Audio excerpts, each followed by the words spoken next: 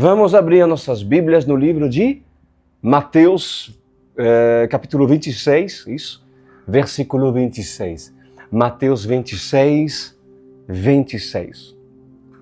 Pai Celestial, em nome do Seu Filho Jesus Cristo, me achego a Ti com ação de graça, agradecendo-o pela oportunidade, Senhor, de falar de Ti, e eu lhe peço que o Senhor possa me usar com autoridade, com unção, e ai de mim, Senhor, se falar algo que não for do Senhor, quando falar assim, diz o Senhor, que o Senhor me livra de blasfemar contra seu Espírito, de blasfemar contra seu nome, pois é com muito temor, com muito tremor que usarei o seu nome, com a convicção de que o Senhor aqui está. Em nome de Jesus, amém e amém. Glória a Deus. Perdão, amados. Mateus 26, 26 diz a palavra do Senhor. Enquanto comiam, Jesus tomou o pão, deu graças, partiu e deu a seus discípulos, dizendo: tomem e comam, isto é meu corpo. Em seguida tomou o cálice, deu graças e ofereceu aos seus discípulos, dizendo: bebam dele todos vocês. Isto é meu sangue da aliança, que é derramado em favor de muitos para perdão de pecados. Eu digo que de agora em diante não beberei deste fruto da videira até aquele dia em que beberei o vinho novo com vocês no reino do meu Pai. Versículo 30, olha isso, depois de celebrarem a ceia, diz a palavra, depois de terem cantado um hino, saíram para os montes das oliveiras. Bom, vamos falar sobre a ceia e vamos falar sobre outras coisas, claro, mas muitos veem a importância da ceia.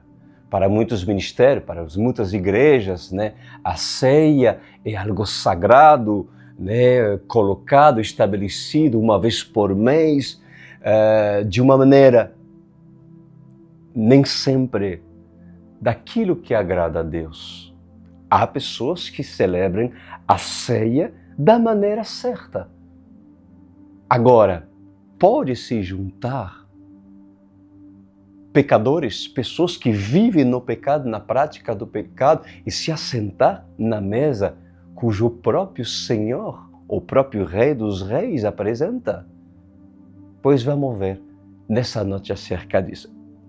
Mas, amada igreja, a primeira coisa que eu quero falar com todos vocês é que é necessário que tudo se cumpra. Mas é necessário que haja uma preparação.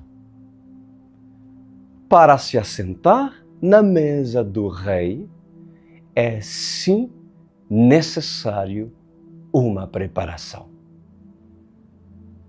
Quem se assentou na mesa preparado por Yeshua, cujo Jesus convidou? A quem Jesus convidou para celebrar a Páscoa? Me respondem. Apenas, exclusivamente, seus discípulos, aqueles que tiveram intimidade com Jesus. Os discípulos, os apóstolos foram preparados. Os discípulos estavam com o Mestre todos os dias, ouviram os ensinamentos, aprenderam acerca das parábolas e aprenderam a respeito dos milagres. Eles estavam acompanhando Jesus. Que mais? Os apóstolos, os discípulos, testemunharam da aliança que o Senhor tinha para com eles. Eles foram testemunhas dessa aliança que foi forjada pelo compromisso entre eles. Eles foram também testemunhos dessa aliança que os capacitou. Eles foram testemunhas de uma aliança que o próprio Senhor estabeleceu para os seus escolhidos. E é justamente com os escolhidos, com os seus escolhidos, que o Senhor quer cear. Não é com qualquer que o Senhor quer revelar a sua aliança. Não é com todos que o Senhor quer revelar o seu compromisso,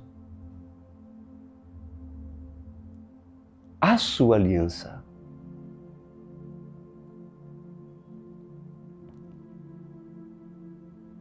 Pois eu vos digo nessa noite, o pão já está preparado. Já foi amassado e assim diz o Senhor, comam do pão. A palavra é o pão. Yeshua é o pão.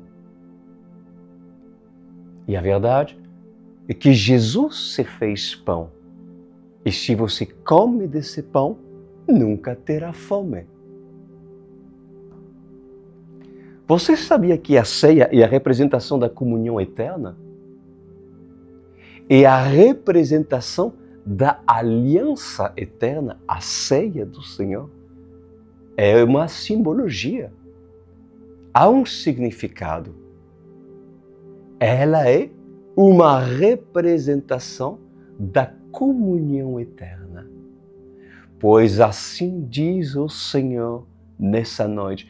Em verdade eu vos digo, eu desejo tomar o cálice da videira no reino do Pai, do Abba Pai, junto com os meus irmãos, junto com a igreja.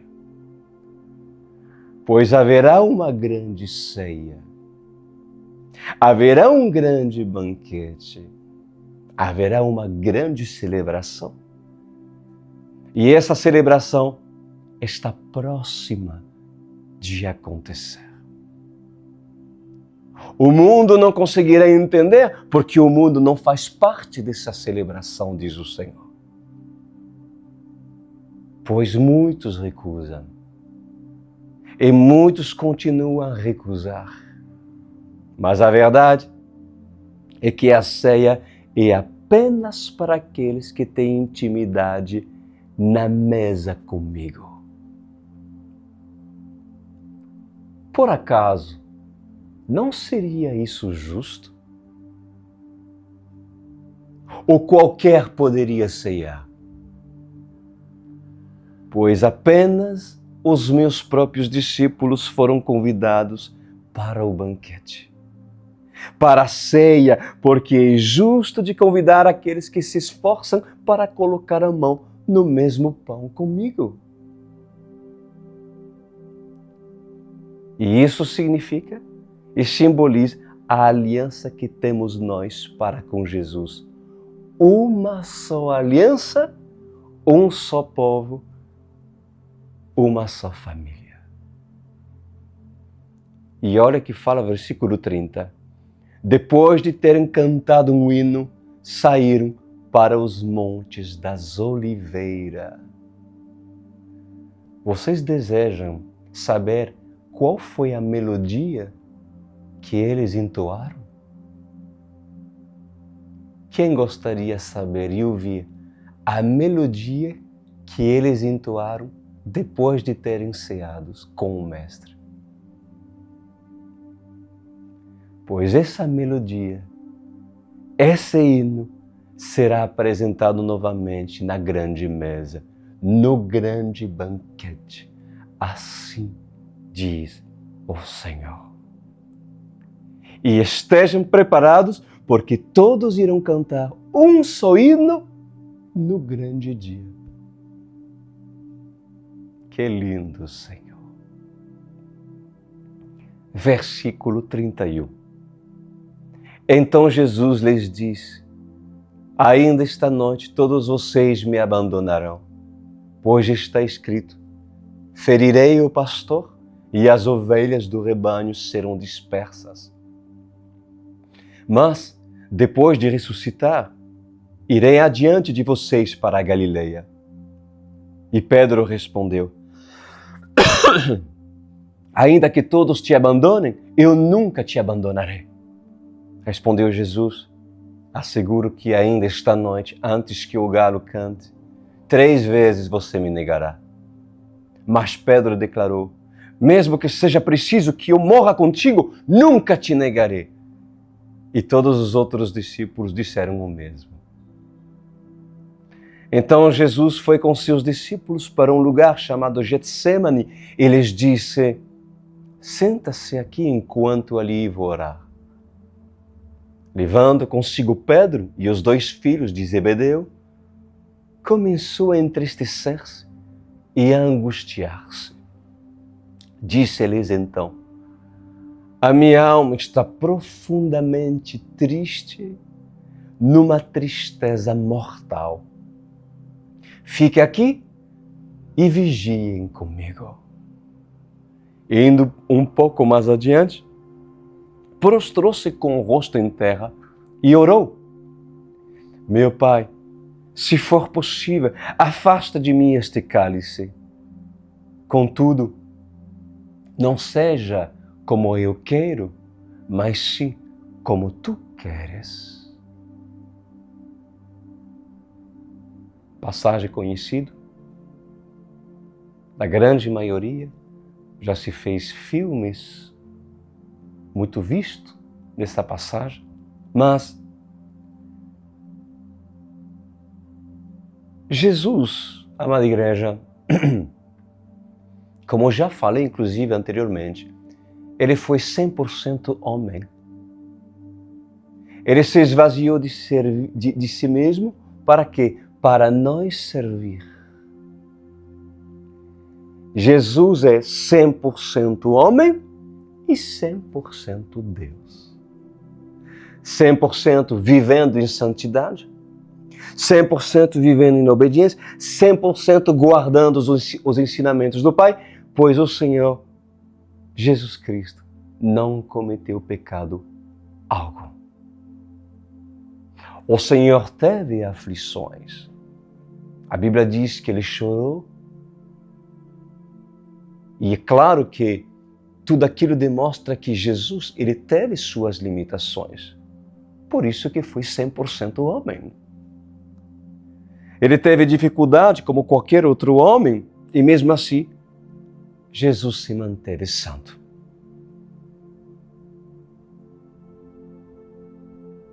Agora a pergunta é: por que muitos não conseguem viver em santidade? Por que muitos não conseguem viver em obediência a Deus? Por acaso, Jesus foi apenas 100% Deus? Pois é necessário, eu vos falo por parte do Senhor, que haja santidade. Vigiem e orem para que não caia em tentação, diz o Senhor, pois o Espírito estava pronto, porque era 100% Deus, mas a carne era fraca, e é fraca.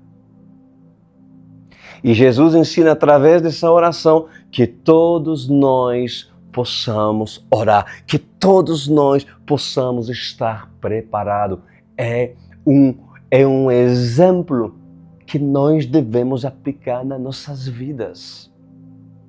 E olha, no versículo 40 diz: depois voltou aos seus discípulos e os encontrou dormindo. Vocês não puderam vigiar comigo nem por 1 hora? Perguntou ele a Pedro. Vigiem e orem, para que não caiam em tentação. O espírito está pronto, mas a carne é fraca. E retirou-se outra vez para orar.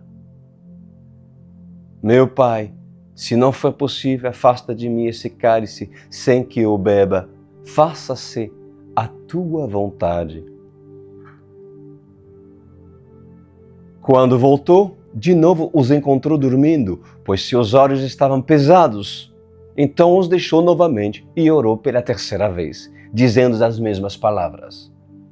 Jesus voltou aos discípulos e lhes disse: vocês ainda dormem e descansam? Chegou a hora. Eis que o Filho do Homem está sendo entregue nas mãos de pecadores. Levantem-se e vamos. Aí vem aquele que me trai. Enquanto ele ainda falava, chegou Judas, um dos 12. Com ele estava uma grande multidão armada de espadas e varas, enviados pelos chefes dos sacerdotes e líderes religiosos do povo. O traidor havia combinado um sinal com eles, dizendo-lhes: aquele a quem eu saudar com um beijo, ele prendeu. Dirigindo-se imediatamente a Jesus, Judas disse: salve, mestre, e o beijou. A traição é cruel. A traição ela traz desapontamento. A traição pode trazer mágoas, rancores. A traição pode trazer tristeza. A traição ela pode até mesmo trazer vingança. A traição ela pode trazer perdas. Mas Judas Iscariotes não se importou com nada disso. Judas combinou, aquele a quem eu saudar com um beijo, ele prendeu. Aonde está a amizade? Aonde esteve o amor durante os anos que Judas andou com Yeshua? E o que faz o homem esquecer as bênçãos tão rapidamente? Esquecer os momentos de comunhão entre os irmãos? Por que o homem esquece com tanta facilidade? O que leva o homem a abandonar os seus amigos, a abandonar os seus próprios irmãos em Cristo? Por acaso, a ira é mais forte do que o amor? Diz o Senhor. A maldade é mais forte do que a bondade? Diz o Senhor. A tristeza tem maior poder do que a alegria? O ódio é mais forte do que o amor? Pois em verdade, Judas Iscariotes foi predestinado. Judas tinha uma natureza pecaminosa e Judas, ele teve oportunidade de reconhecê-lo. Mas era necessário ter o traidor.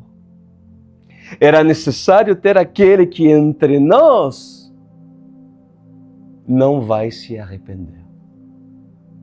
É necessário ter judeus que, mesmo vendo a graça, irão querer ficar na lei. É necessário ter aquele que, mesmo lendo a palavra do Senhor, não entende e, mesmo ouvindo, não ouve.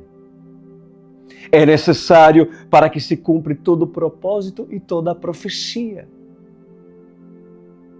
Pois Judas Iscariotes não teve nenhum temor. E no versículo 50 diz, Jesus perguntou, amigo, o que traz?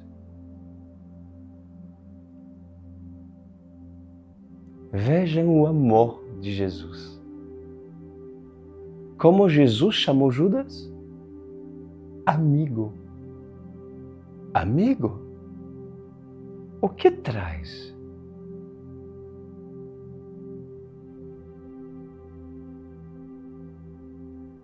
Então os homens se aproximaram, agarraram Jesus e o prenderam. Ou seja, em outras traduções, olha que Jesus diz, é com um beijo que você trai o Filho do Homem. Versículo 51. Um dos que estavam com Jesus, estendendo a mão, puxou a espada e feriu o servo do sumo sacerdote, decepando-lhe a orelha.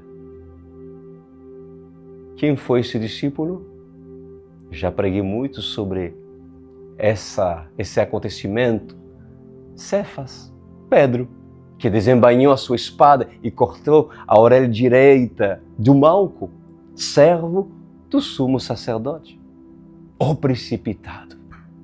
Pedro, o precipitado, aquele que lutou pela sua própria vida, aquele que na prisão mostrou e revelou a espada, aquele que por causa do medo tentou matar um dos servos do sumo sacerdote.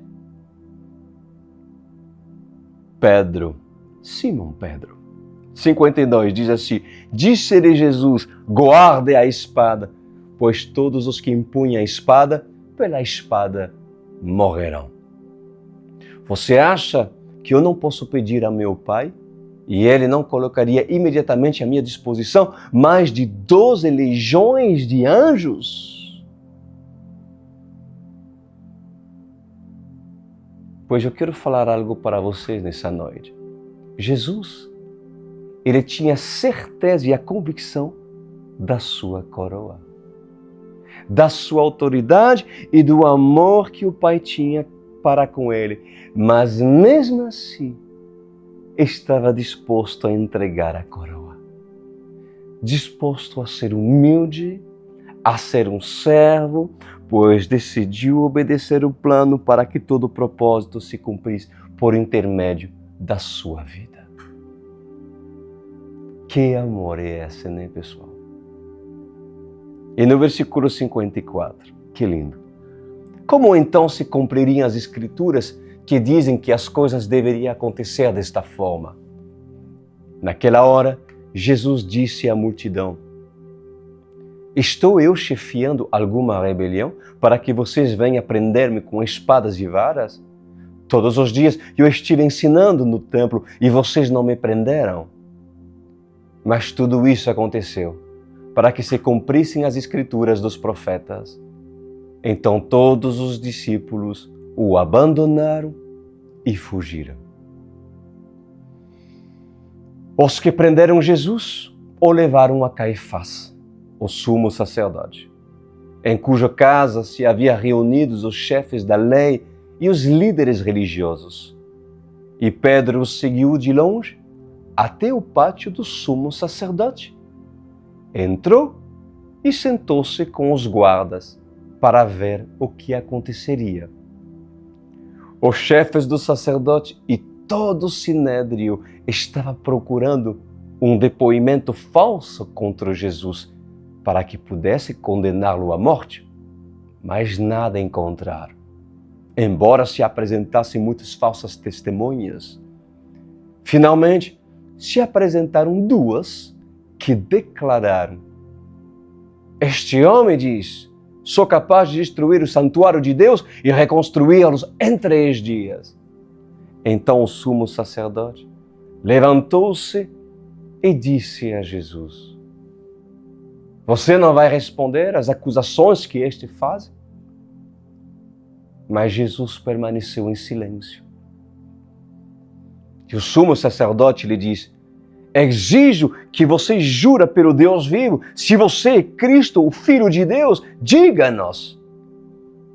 Tu mesmo dizeste, respondeu Jesus. Mas eu digo a todos vós, chegará o dia em que vereis o Filho do Homem assentado à direita do Poderoso e vindo sobre as nuvens do céu. Esse sumo sacerdote Caifás e os chefes da lei não entenderam nada. Não entenderam nada porque essa passagem, na verdade, não estava para ser cumprida nos dias de Jesus, mas sim nos nossos dias. Por isso que eles não entenderam absolutamente nada. Jesus está sentado no céu, à direita do Pai, minha querida noiva. E Ele prometeu algo, que Ele virá das nuvens sobre muita glória, sobre a glória de Deus. Pois sim, Ele voltará. E no versículo 65 diz: foi quando o sumo sacerdote rasgou as próprias vestes e disse: blasfemou! Porque precisamos de mais testemunhas. Vocês acabaram de ouvir a blasfêmia. O que acham? É réu de morte, responderam eles.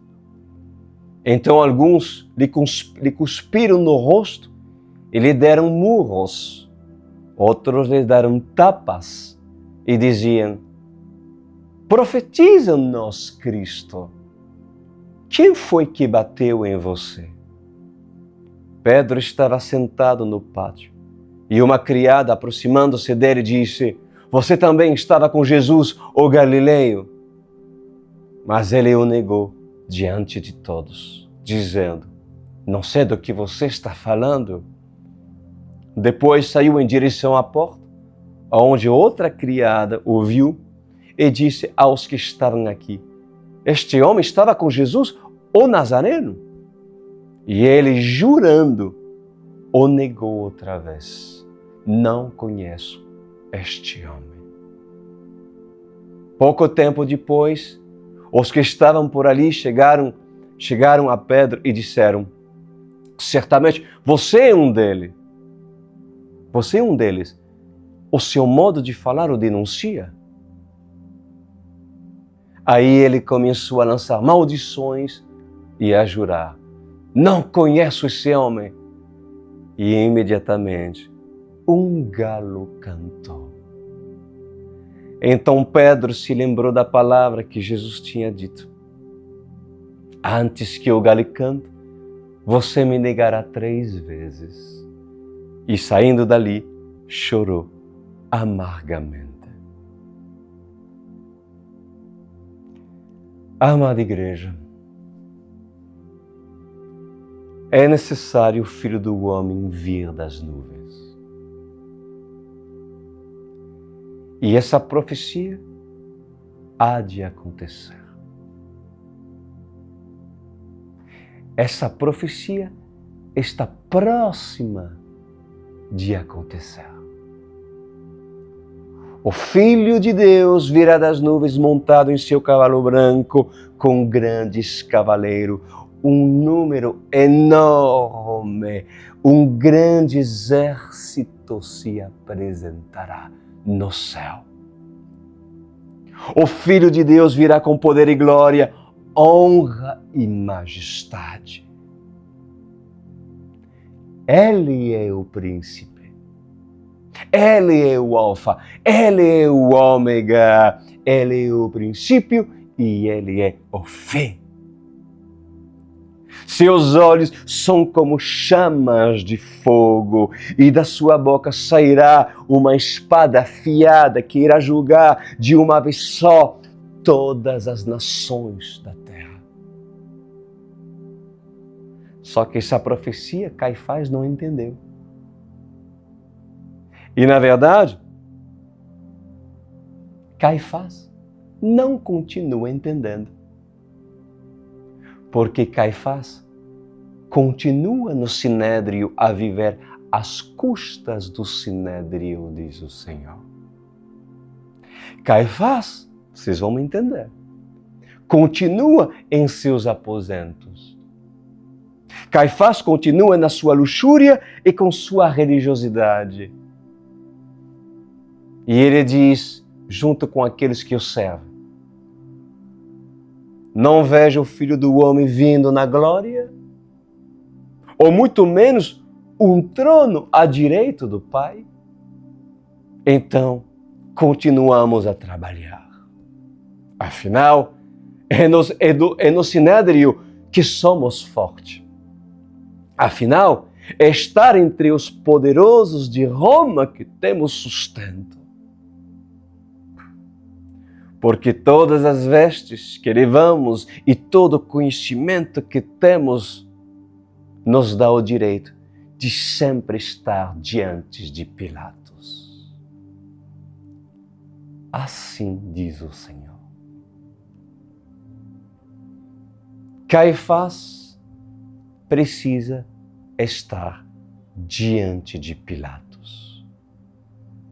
Afinal, Pilatos dá o sustento para todos que trazem a paz em Jerusalém. Herodes dá o sustento para todos que trazem a ordem em Jerusalém. A paz e a ordem eram manifestados pelos ensinamentos de Caifás.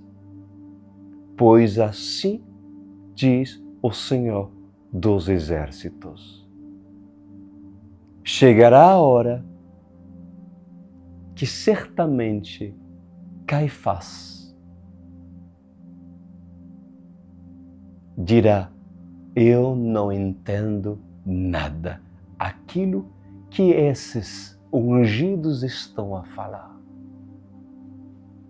Chegará a hora não compreendida por Caifás. E essa hora está muito próxima. E quando chegar essa hora, Caifás irá gritar: blasfêmia! E rasgará as suas vestes. Então ele irá se unir com o anticristo, o falso profeta e a besta. Assim diz o Senhor. Eis aí a nossa palavra. O que devemos reter? Devemos reter que, certamente, se não participamos da aliança que temos com Cristo, como poderemos sentar na mesa onde será celebrado a boda do Cordeiro? Como a noiva, se não é noiva, irá casar com o noivo? Qual é a noiva no natural que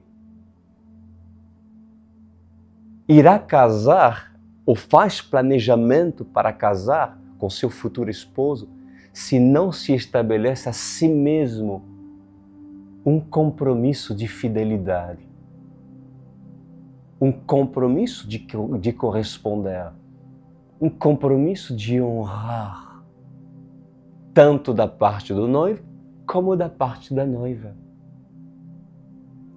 Você está honrando o noivo? Como tu pode honrar o noivo se tu não conheces a vontade do próprio noivo? Se tu não conheces aquilo que ele quer para a tua vida? Aquilo que lhe desagrada e aquilo que lhe agrada. Você quer sentar nessa grande mesa? Ou seja, você quer ir para o céu? Para isso, você deve se tornar um discípulo de Cristo. Não apenas um evangélico, não apenas aqueles que ouvem louvor pentecostal e diz: não, eu creio em Deus e assim, todos os dias, antes de ir ao trabalho, eu não deixo de ouvir um louvor. E eu falo de Jesus de vez em quando para aqueles que estão lá no trabalho. Sou uma pessoa que certamente eu amo Jesus. Se tu amas Jesus, tu obedece aos seus mandamentos.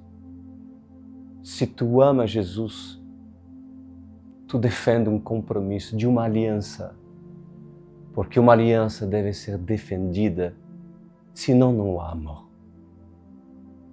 Se tu ama Jesus, tu deve te tornar um discípulo, um representante, um embaixador do seu reino aqui na terra, que tem compromisso com o corpo. Que tem compromisso com o corpo. Como uma pessoa pode dizer, eu faço parte do corpo de Cristo, sendo que não é ligado no tronco do corpo? Se essa pessoa é uma mão, não está sequer ligado no braço. É necessário que haja uma ligação e um compromisso da mão servir o braço e o braço se colocar a serviço da mão para que ambos executem a sua função.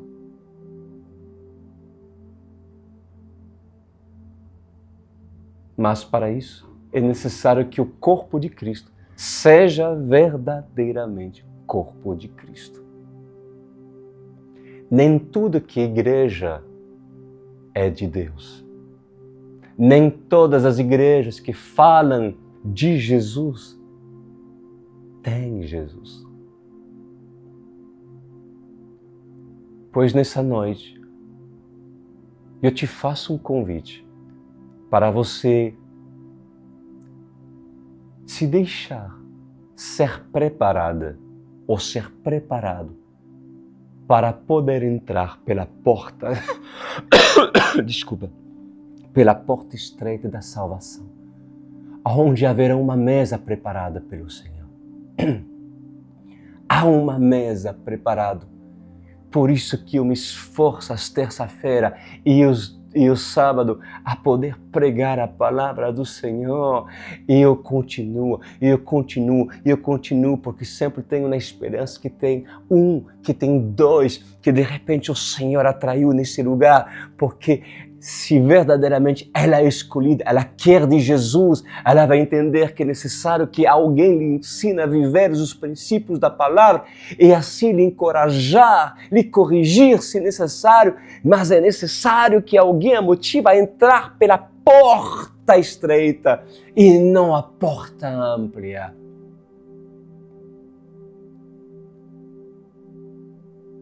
Esse ministério da Online World Church é o ministério que tu precisa. Mesmo online, nós te ensinaremos a fazer da sua casa um lugar onde Yeshua irá habitar, a começar dentro de ti. O Espírito Santo não mora e não habita num lugar que não é preparado para receber o maior tesouro, que é o próprio Espírito Santo. E essa preparação demanda, às vezes, dias, meses, para alguns, às vezes, anos. Mas o trabalho da igreja é te preparar. Pai amado, eu lhe agradeço por tanto amor derramado nessa noite, sobre a vida dessa jovem, dessa mulher, desse ancião, desse Senhor. Obrigado por ter movido o coração dele e certamente pode neste momento estar chorando, porque suas forças não estão mais. E é justamente hoje que o Senhor o chama para ter compromisso, para se assentar nessa mesa. Amém e amém. Então, rapidamente corre e faça seu cadastro. Se não consegue fazer sozinho, pede a alguém, pede ao seu filho, pede a alguém que entende.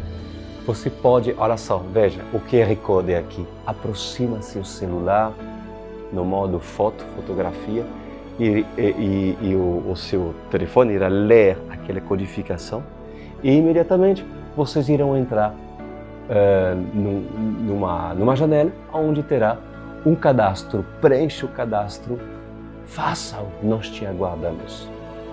Tu prefere entrar no meu site? Pode também, crisduran.com.br. Quando verás escrito online, World Church, online, aperta online e aí embaixo há um cadastro. Tá bom? Espero que você o faça. Espero que você o faça. Depois de uma palavra dessa, ele deveria ser irresistível, mas para muitos são tão endurecidos que não conseguem sequer entender o amor, a graça, a misericórdia que Deus libera, mesmo sobre a vida daqueles que não valorizam. Um grande abraço para todos, bom final de semana e te aguardo próxima terça-feira. Até lá!